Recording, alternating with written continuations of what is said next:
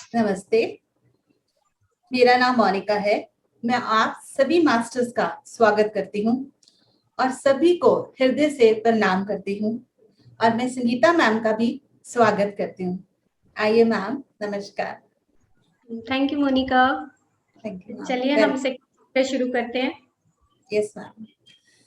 आइए मेरे प्यारे दोस्तों, आज फिर से मैं आपको तायशा की दुनिया में लेकर चलती हूँ। पिछले वीडियो में हमने तायशा एब्टर की किताब सॉर्सर क्रॉसिंग में पहले अध्याय को सुना कि किस प्रकार तायशा और क्लारा आपस में मिलती हैं। आज हम इस किताब के दूसरे अध्याय को सुनते हैं कि किस तरह तायशा धीरे धीरे अपनी यात्रा में आगे बढ़ती है और क्या क्या अनुभव लेती है। तो आइए मेरे प्यारे दोस्तों, हम भी इस यात्रा का आनंद उठाते हैं और हम भी अपने जीवन के लक्ष्य की ओर बढ़ते हैं। तो आगे कहानी इस प्रकार आगे बढ़ती है कि तायशा और क्लारा लगातार 3 घंटे कार चलाते हुए एक शहर में पहुंचती हैं जहां वो खाना खाने के लिए रुकती हैं। तायशा और क्लारा एक भोजनालय में रुकती हैं। क्लारा तायशा को बताती कि यहाँ पर खाना बहुत अच्छा मिलता है, सूप बहुत टेस्टी होता है। अभी क्लारा और तायशा आपस में सूप के बारे में बात कर ही रही होती हैं कि एक अधेड़ उम्र का व्यक्ति सूप के बारे में बताने लग पड़ता है कि सूप कैसे बनता है और इसमें अपने आप सारा बताना शुरू कर देता है और उनके बिना बुलाए ही अपनी कुर्सी खींचकर उनकी मेज के पास आकर बैठ जाता है और उनके साथ खाना खाने के लिए निमंत्रण का इंतजार करता है। तो तायशा की तरफ देखता है। तायशा सोचती है कि अगर मैं अकेली होती तो शायद मेरी इच्छा के बिना भी ये व्यक्ति मेरे साथ खाना खा लेता। क्लारा तायशा को थोड़ा सा घूरती है और फिर अपनी कुर्सी से खड़ी होकर एकदम उस आदमी पर चिल्लाती है कि तुम्हारी हिम्मत कैसी हुई हमारे साथ हमारे टेबल पर बैठने की और तायशा से बात करने की। क्लारा की आवाज इतनी जोरदार थी कि पूरे कमरे में एकदम सन्नाटा छा गया और सभी लोग उनकी तरफ देखने लगते हैं। वो आदमी इतना डर जाता है कि मुझको यानी तायशा को उस पर तरस आने लगता है। वो व्यक्ति कुर्सी से फिसल जाता है और वैसे ही धीरे धीरे चलता हुआ होटल से बाहर निकल जाता है। क्लारा फिर से बैठते हुए तायशा से कहती है कि तुमको ऐसे ही सिखाया गया है, प्रशिक्षित किया गया है कि पुरुष तुमसे तुम्हारा सर्वश्रेष्ठ ले सके, इसलिए क्योंकि वे पुरुष हैं। तुम हमेशा पुरुषों के लिए अच्छी बनी रही और उन्होंने तुमसे सब कुछ ले लिया जो तुम्हारे पास था। तुमको नहीं पता कि पुरुष औरत की ऊर्जा पर ही निर्भर करते हैं। तायशा थोड़ा सा शर्मिंदा महसूस करती है। उसको लग रहा होता है कि सब उसकी तरफ देख रहे हैं। तायशा, तुम हमेशा दिल से हमेशा हर आदमी की सेवा करने के लिए तैयार हो, चाहे वो कोई भी हो। क्लारा तायशा को कहती है कि शायद मैंने तुम्हारी दुखती रग पर हाथ रख दिया है। मैंने क्लारा को कहा तुम बड़ी कठोर हो, तुमने तमाशा ही बना दिया। हाँ, पर मैंने उसको डरा दिया। क्लारा हंसने लगती है। उसको हंसता देख तायशा भी हंस पड़ती है और सोचती है कि वो आदमी कितना सदमे में चला गया होगा। तायशा को याद आता है कि इन सब बातों में क्लारा से मैक्सिको के बारे में पूछना तो भूल ही गई कि वो कहाँ रहती है। फिर क्लारा उसको सारा विस्तार से बताती है कि हाँ, उसके घर का क्या इतिहास है। फिर कुछ समय वो ड्राइव करते हुए क्लारा के घर पहुंच जाते हैं। तायशा देखती है कि क्लारा का घर एक विशाल, पूरी तरह से पेड़ों और घनी झाड़ियों से छुपा हुआ था, जिसमें खिड़कियां नहीं थी पर बहुत सारी बालकनियां थी। क्लारा और तायशा घर के अंदर जाते हैं। तायशा बहुत बारीकी से घर की सारी चीजों को देखती है। क्लारा तायशा को पूछती है कि तुमको घर कैसा लगा, तो तायशा बताती है कि घर बहुत खूबसूरत है और मैं हमेशा से ही ऐसे घर में ही रहना चाहती थी। क्लारा तायशा को कहती है कि मैं तुमको तुम्हारा शयन कक्ष दिखाती हूँ और क्लारा तायशा को कहती है कि तुमको मेरे मेहमान के रूप में ही यहाँ रहने के लिए कुछ नियमों का पालन करना पड़ेगा। क्लारा कहती है कि घर के बाकी कमरों में तुमको जाने की इजाजत नहीं है और ना ही घर के बाई तरफ। घर के बाई तरफ आपका जाना वर्जित है। क्लारा की ये बातें सुनकर तायशा थोड़ा सा हैरान हो जाती है, पर फिर भी वो उसको आश्वासन देती है कि वो उसके बताए हुए सभी नियमों का पालन करेगी। बल्कि जितना वो मुझे या तायशा सोचती है कि रोकने के लिए निवेदन कर रही थी, उतना ही मेरी उत्सुकता बढ़ रही थी कि दूसरी तरफ क्या है। उन जगहों पे जिससे वो रोक रही थी जाने के लिए, उसके मन में हो रहा था कि मैं उन चीजों को देखूं, वहां क्या है। क्लारा उसको कहती है कि सामने वाला प्रवेश द्वार सभी अभी बंद है, इसलिए उसको घर में हमेशा पिछले द्वार से ही प्रवेश करना होगा। क्लारा तायशा को कहती है कि वो जब तक चाहे इस घर में रह सकती है। क्लारा तायशा से पूछती है, तुमको बुरा तो नहीं लगा कि मैंने तुमको घर के कुछ हिस्सों में जाने के लिए मना किया?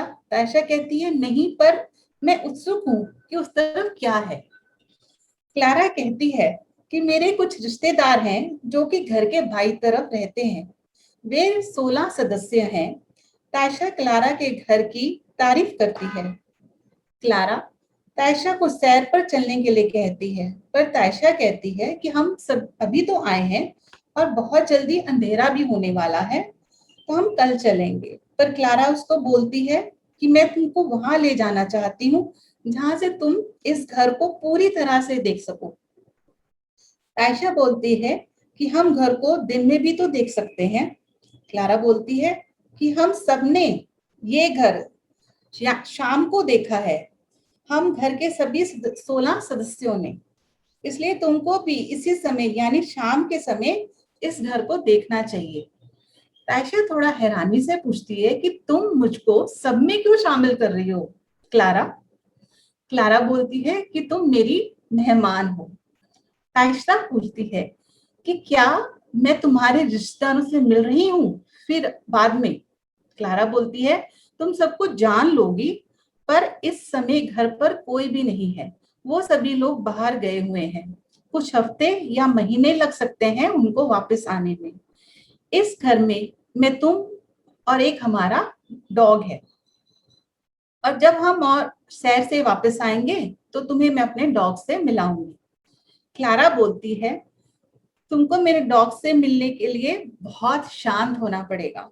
पर तायशा बोलती है कि मुझे तो डॉग से बहुत डर लगता है।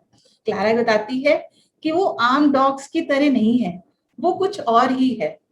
क्लारा उसको कहती है कि तुम कुछ खा लो, फिर शाम होने वाली है, हमें सैर पर जाना है और समय को हमें व्यर्थ नहीं गंवाना चाहिए। तो मैं इस चैप्टर को यहीं पे समाप्त करती हूँ। तो संगीता मैम, मैं आपसे रिक्वेस्ट करती हूँ कि आप इसको थोड़ा और हाईलाइट करें। बिल्कुल मोनिका, जब तुम अभी बोल रही थी तो मेरे दिमाग में पीछे पिक्चर चल रही थी। और जैसे क्लारा और तैशा दोनों जब खाने की टेबल पे बैठती हैं और वो व्यक्ति आता है, तो क्लारा को कितनी क्लैरिटी है अपनी लाइफ में। वो मतलब अपनी एनर्जी को कंजर्व करके रखती है, और उसको पता है कि वो भी कंपैशनेट है। उसको पता है कि मैं भी अफेक्शनेट हूँ, मुझे अफेक्शन आता है, मुझे कंपैशन आता है, लेकिन मुझे कहाँ पे वो कंपैशन दिखाना है, मुझे कहाँ पर वो अफेक्शन दिखाना है, और कहाँ पर मुझे किस मोमेंट पे किसको क्या सिखाना है, उसको बिल्कुल क्लैरिटी है। बिकॉज वो तो एबेलर बन चुकी होती है, और तयशा की भी तैयारी चल रही होती है। वो पहला उसका फेज है लाइफ का कि जब वो एबेलर बनने वाली है। तो तयशा अंदर ही अंदर सोचती है कि बड़े बुरे तरीके से बोला और उसको कैसा महसूस हुआ होगा। और लेकिन तयशा को एक बात, ये बात समझ आ गई कि अंदर ही अंदर कि हाँ, मुझे भी ऐसा क्लैरिटी होना बहुत जरूरी है जीवन में, कि हम क्योंकि कोई भी आता है तो बहुत जल्दी हम इमोशनल हो जाते हैं, अपनी फीलिंग्स को साथ लेके अपनी एनर्जी को वहीं पे लूज कर देते हैं। जैसे कि क्लारा बता रही है कि हम अपनी एनर्जीज को लूज कर देते हैं, और उसके बाद फिर आधे अधूरे ही हम कहीं जाते हैं। फिर उसके बाद जब वो घर लेकर आती है तो उसको ये भी क्लैरिटी है कि इस वाले पोर्शन में उसको नहीं जाने देना। तो उसको जो है एक इंटरेस्ट क्रिएट होता है तयशा को कि अरे भाई, इस वाले पोर्शन में कौन होगा। और ये जो डॉग है, ये भी एक तरह का मास्टर है, क्योंकि मुझे याद आ रहा था कि जो मैनफ्रेड है, वही बाद में तैशा को सिखाता है। तो हमारे घर में कोई अगर डोमेस्टिक एनिमल है, डॉग है, कैट है, काऊ है, मंकी है, कोई भी जो डोमेस्टिक एनिमल है, वो एक एनिमल के तौर पे हम उसको डील ना करें। वो एक हमारा एक डिवाइन मास्टर है, हमारी फैमिली का मेंबर है। तो इस सेकंड चैप्टर में जो क्लारा ने एक्सप्लेन किया तैशा को कि भाई देखो, अब मैं तुमसे एक मेंबर को मिलवाऊंगी, उस डॉग से मिलवाऊंगी, तो उसको तो अभी फियर है, क्योंकि वो एक नॉर्मल वुमेन की भांति अभी सोच रही है। लेकिन जैसे उसको मैनफ्रेड मिलेगा, तो फिर जब वो उसके पीछे पीछे चलेगी, तब उसको पता लगेगा, अच्छा ये भी मास्टर बन चुका है, क्लारा की तरह एबिलर है, ये भी गायब हो सकता है।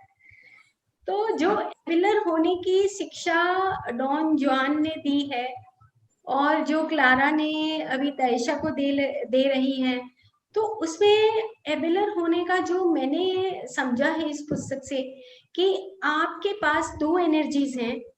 एक आपके पास सूर्य एनर्जी है, एक आपके पास चंद्रमा की एनर्जी है।